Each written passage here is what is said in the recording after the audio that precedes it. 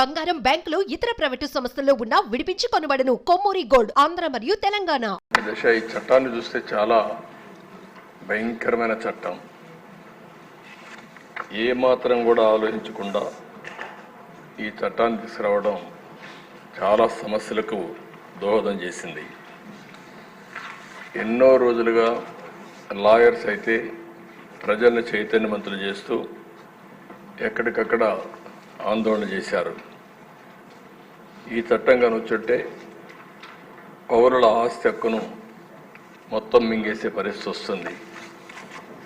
ఇప్పటికే అధ్యక్ష రాష్ట్రంలో ఎప్పుడూ లేనంత ఈ భూ వివాదాలు పెరిగిపోయినాయి. చాలా దిక్కలు ఇప్పుడు నా నియోజకవర్గం కుప్పం నియోజకవర్గంలో చూస్తే ఎప్పుడూ నాకు ఒక్క కంప్లైంట్ కూడా రాలేదు. 40 ఏళ్ళ నుంచి నేను అక్కడ సీఎంగా, ముఖ్యమంత్రిగా, ఎమ్మెల్యేగా, ప్రతిపక్ష నాయకుడిగా ఉన్నాను. ఈ 5 ఏళ్లలో జరిగిన అవకతవకలు ఆ నియోజకవర్గంలో ఎక్కువ కంప్లైంట్లు వచ్చేది భూ వివాదాలపైన వచ్చాయి. నేను చిన్న చిన్న మీటింగ్లు పెట్టుకొని మాట్లాడేటప్పుడు ఏదైతే 22A ఎవరైనా భూమి ఉంటే దాని పక్కన 22A అని వేసేస్తే అది ప్రభుత్వ భూమి అయిపోతుంది. అక్కడి నుంచి ఎవరైతే సెటిల్మెంట్ చేసుకోవాలనుకుంటారో వీళ్ళందరూ రావడం, నెగోషియేషన్స్ మొదలు పెడతారు. లేకపోతే ఇది గవర్నమెంట్ భూమి అవుతుంది. మనం కానీ ఒప్పుకుంటే, వాళ్ళు ఒప్పుకుంటే దాన్ని ఆటోమేటిక్గా మళ్ళీ ప్రైవేట్ భూమి కింద 22A తీసేసి మళ్ళా ప్రైవేట్ భూమి కింద సెటిల్మెంట్ చేసుకునే పరిస్థితికి వచ్చారు. అధ్యక్ష, టెక్నాలజీ కూడా చాలా ప్రమాదం.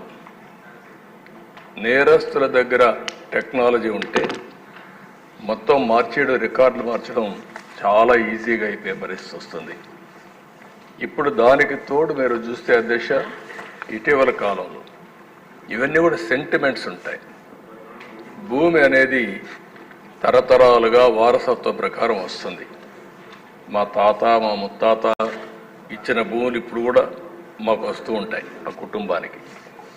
అలాంటి భూమిలో పట్టాదారు పాస్ పుస్తకాలు ఇవ్వడం ఆనవాయితీగా పెట్టుకుంటాం, రాజముద్రేస్తాం, అంటే ప్రభుత్వం ముద్రేసిస్తాం. అలాంటిది ముఖ్యమంత్రి ఫోటో వేసుకొని పట్టాదారు పాస్ పుస్తకాలు ఇవ్వడం అంటే సెంటిమెంట్స్తో ఆడుకోవడం. ఇది ఎక్కడ చూడలేదు అధ్యక్ష, ఎవ్వరూ చేయలేదు ఇంతవరకు కూడా. అలాంటివి చేశారు. అప్పటికే ప్రజల్లో చాలా కోపం ఉంది, ఆవేదన ఉంది, ఆవేశం ఉంది, ఏమీ చేయలేని పరిస్థితిలో ఉన్నారు. అయితే ఇటీవల భూ సర్వే కూడా అన్నారు.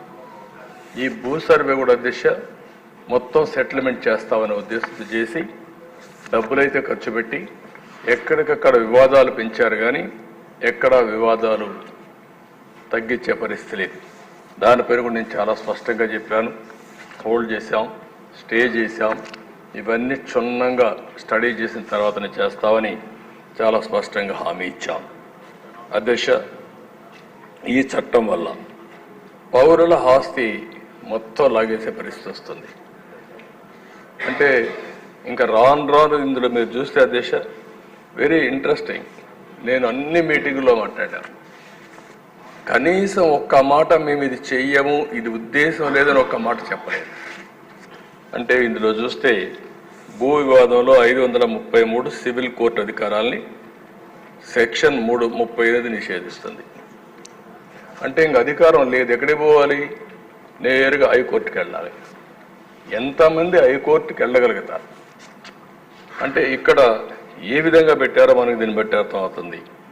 ఇంకొక పక్క ఏ వ్యక్తినైనా ల్యాండ్ టైటిలింగ్ ఆఫీసర్గా నియమించుకోవచ్చు 5(1). అంటే ఇప్పటికే మనం చూస్తున్న సాక్షిలో పనిచేసే వాళ్ళందరినీ తీసుకొచ్చి ప్రభుత్వాన్ని పెట్టారు. రేపు కూడా వీళ్ళ గుమస్తాలు మొత్తం తీసుకొచ్చి ఇక్కడ పెట్టేస్తారు. వాళ్ళ గుమస్తాలు పెడితే మన జాతకాలు వాళ్ళు రాస్తారు. ఏమవుతుంది అధ్యక్ష? అదే రికార్డు మీరు ఒకసారి చూస్తే ఎవరైనా సరే ఈ భూమి నాదని ఒక పిటిషన్ పెడితే ల్యాండ్ ట్రిబ్యునల్కి వెళ్ళిపోతుంది. ఇంక ట్రిబ్యునల్కి వెళ్ళిపోతుంది, ఆర్బిట్రేషన్. అంటే ఇంకా మన చేతుల్లో లేదు ఇది.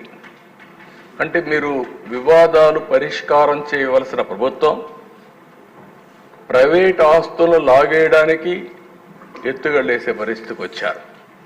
ఇవన్నీ కూడా దిశ ఒకటి రెండు కాదు. ఇందులో మనం చూస్తూ ఉంటే భారత వారసత్వ చట్టం రాజ్యాంగంలోని ఆర్టికల్ 21, 246, 300కు విరుద్ధంగా ఉంది.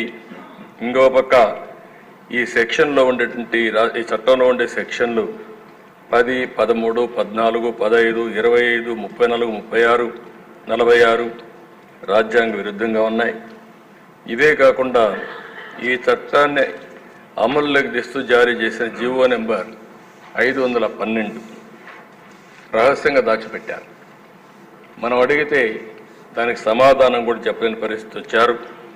ఇలాంటివన్నీ చూసిన తర్వాత దిశ చాలా ప్రమాదకరమైన చట్టం. నేను మిత్రులు పవన్ కళ్యాణ్ గారు కూడా కొన్ని మీటింగుల మీద చాలా స్పష్టంగా హామీ ఇచ్చాం. మేము వచ్చిన వెంటనే ఈ చట్టాన్ని రద్దు చేస్తామని చెప్పాం. ప్రజలు నమ్మారు. ఎంత భయంకరంగా అంటే దిశ ఒక అభద్రతా భావనకు లోనయ్యారు.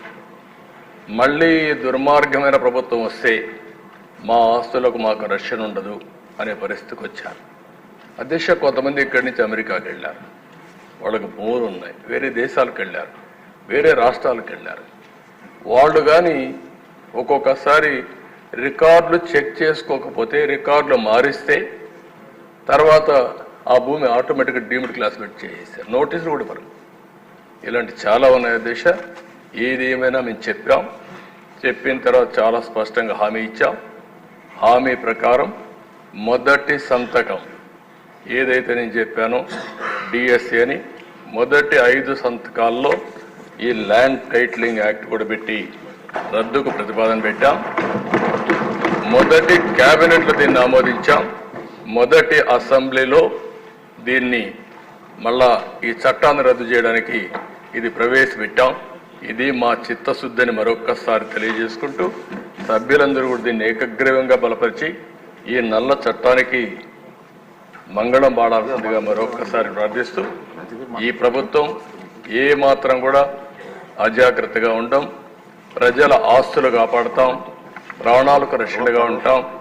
ఇలాంటి చట్టాలను ఎట్టి పరిస్థితుల్లో ఆమోదించమని మరొకసారి తెలియజేసుకుంటూ మీ దగ్గర సెలవు తీసుకుంటాం. దేశం మనందరం ఒకసారి ఆలోచిస్తే తెలుగు నేలపైన పుట్టినటువంటి పివి నరసింహరావు గారు ఆర్థిక సంస్కరణలు తీసుకొచ్చాడు. ఇప్పుడే మిత్రులు పవన్ కళ్యాణ్ గారు చెప్పినట్టు పింగళ వెంకయ్య గారు మన జాతీయ ఎజెండా రూపకల్పన చేశారు.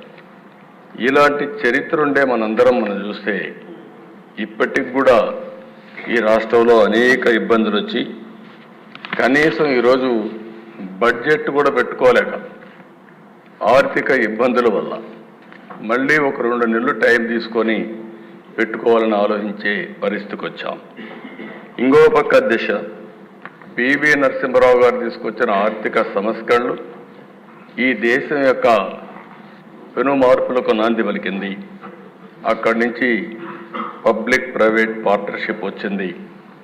మనం TV business personal promotions. For more information call us 8688946778.